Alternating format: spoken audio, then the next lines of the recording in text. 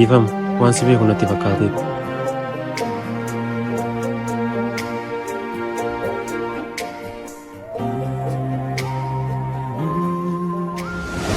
Tole homaa miti yaadin. Hojii waggaa 10 boobiyaan qabuuf kasirraa eegamu qarshii 3,000 ergu qofadha.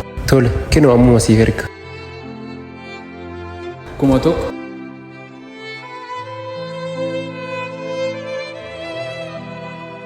Kunoo siif galeera.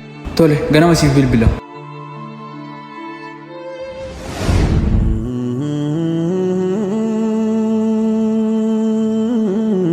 Maal inni muba rakkootu jira? Lakki waan beeku natti fakkaate. Tole hojii waan deemaaruuf booda siif bilbila. Tole.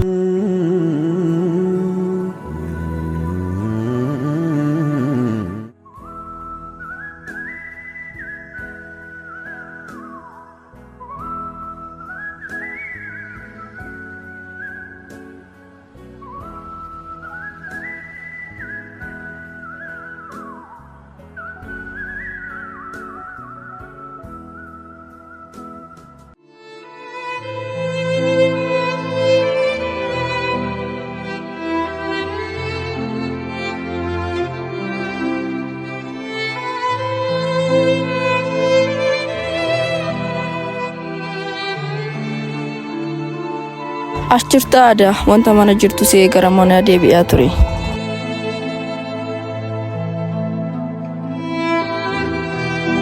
Ati garuu nyaatteertaa? Eeyyu.